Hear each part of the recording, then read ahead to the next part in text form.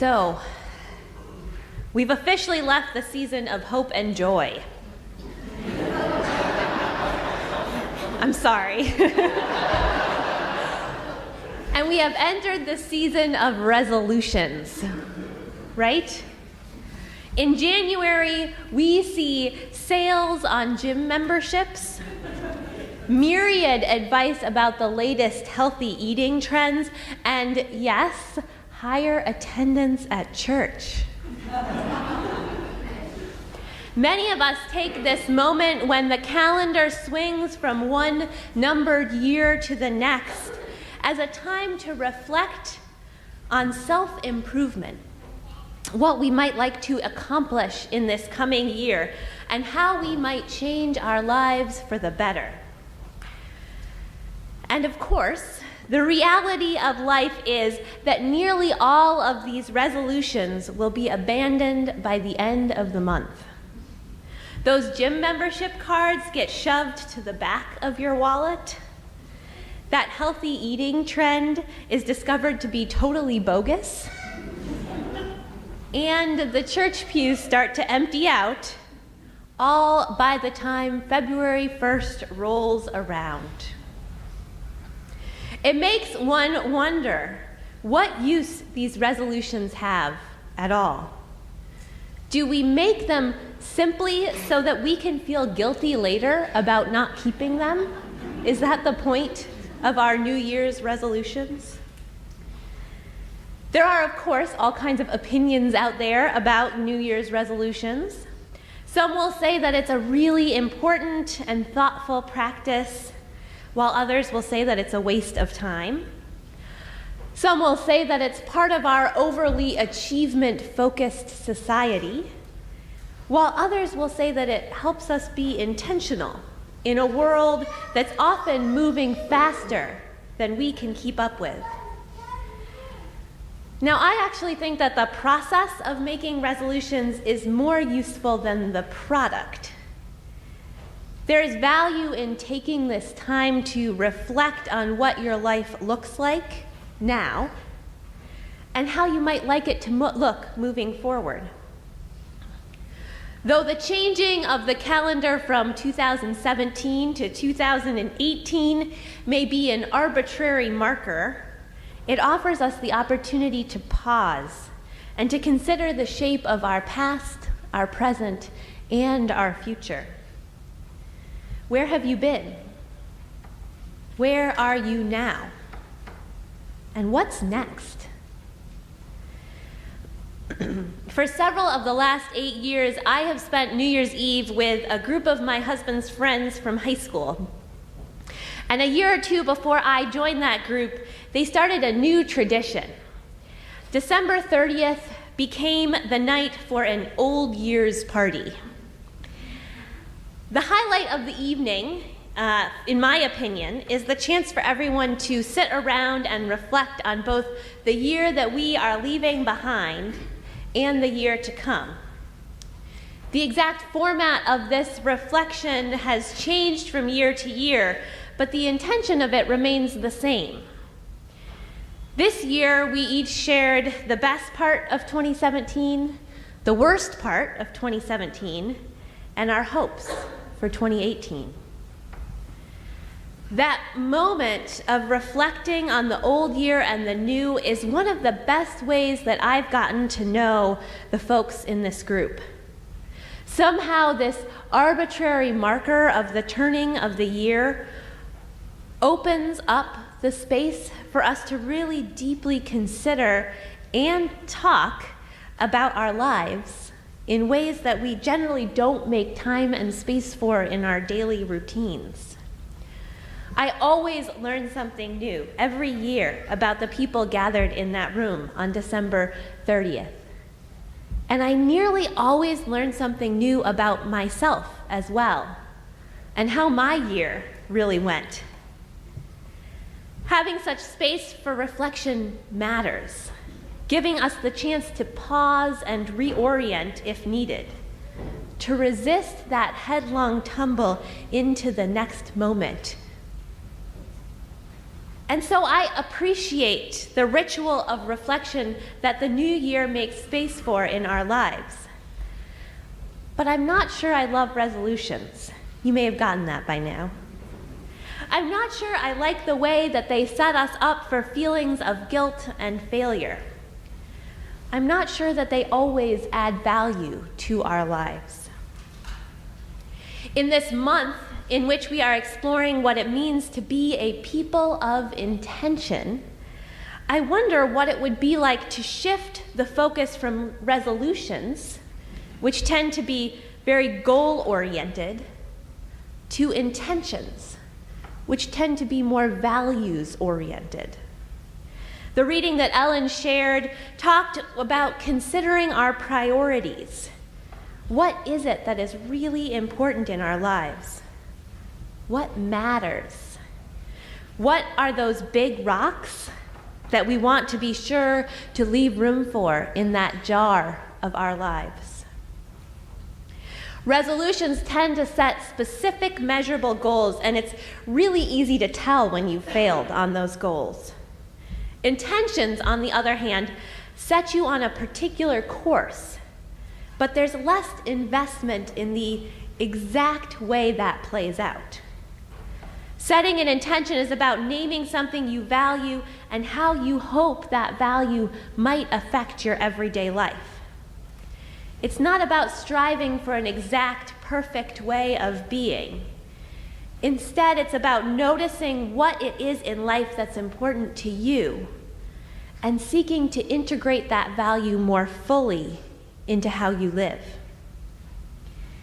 The word intention comes from the Latin word intentionem, which literally means stretching out.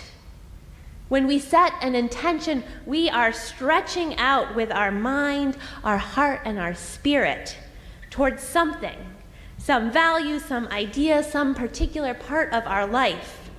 We are turning our attention towards that particular thing and stretching out to meet it.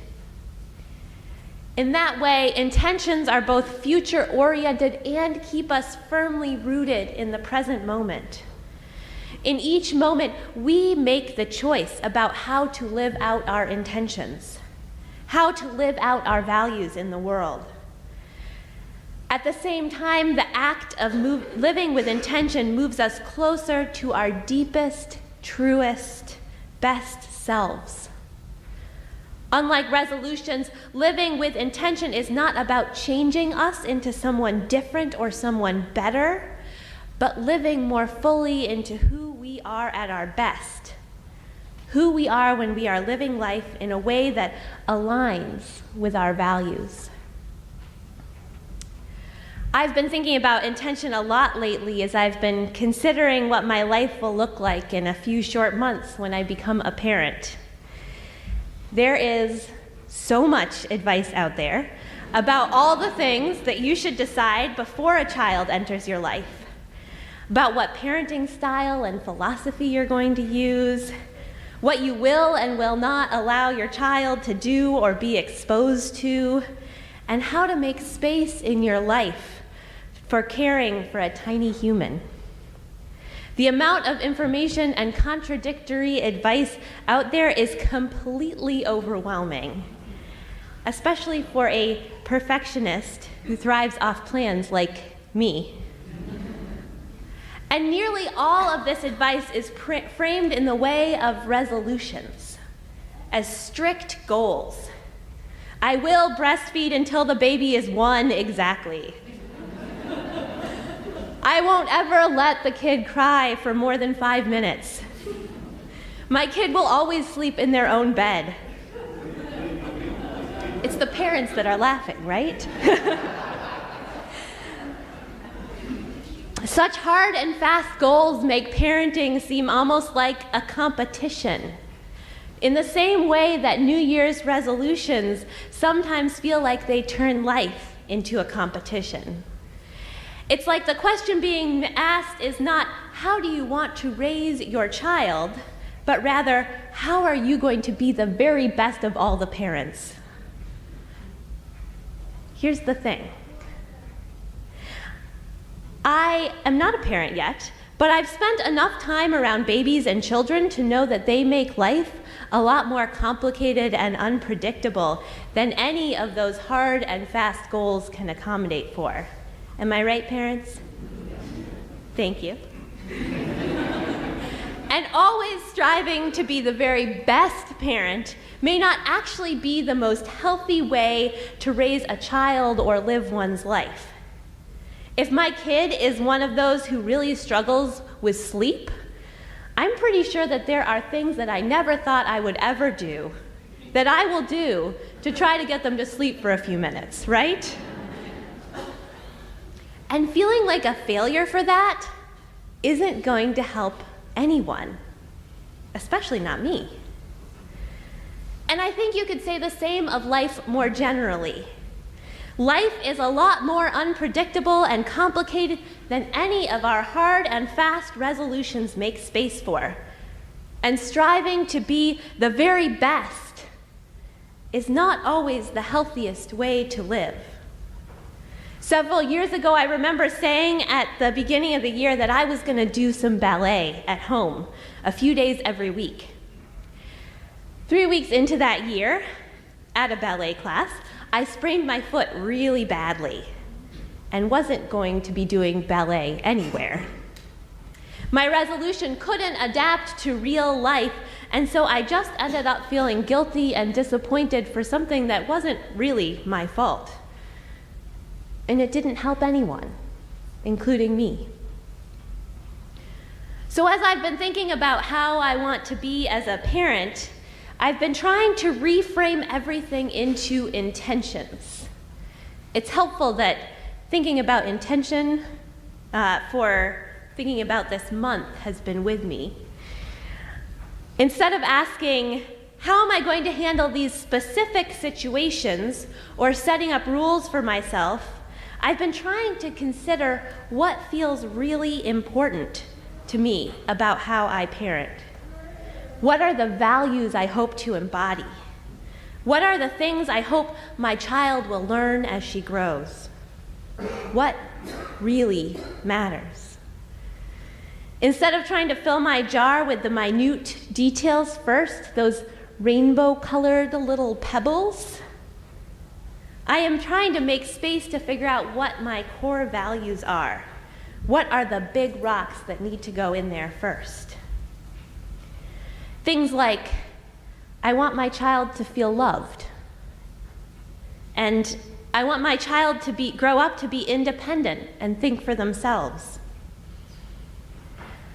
I think we could do a similar exercise with many different parts of our lives. I wonder what it would look like if, instead of setting resolutions, we took some time around January 1st to consider, what are my core values? Am I living my life in alignment with those values, or do I need to reorient myself a bit? Obviously, with intentions, there are still going to be times we fall short. There will still be times when our actions are not living out our deepest values. There will be whole days when our actions are not living out our deepest values. But I think intentions leave a little more room for our humanity, our fallibility. Intentions set us on a particular path, but don't demand that that path is always straight and easy. There's a big picture quality to intentions that help us to step back and say, so today didn't go that well, but when I look at the larger arc of my life, things are pretty good, and maybe tomorrow I'll step a little closer in line with my values. There's movement, even when sometimes it involves taking 2 steps back or stumbling and falling on that path. And always, intentions bring us back to our values, to what matters most. Instead of getting caught up in the competition of striving to be someone who we are not, intentions bring us back to who we are at our core, who we are at our best, which is different from everyone else's best. So what is your intention for 2018? What is it that matters the most to you in this moment? What is at the core of your values? What do you want to be at the core of your life? And what needs a little more attention this year? Which of those values might you want to really be striving towards, really be stretching out with intention towards? As we begin another journey around the sun, let us make space for reflection about who we are, where we have been, and where we are going. Let us take time to be reminded of our deepest selves, our highest values, and consider how we might live more fully in alignment with that self and those values in the year to come. May it be so.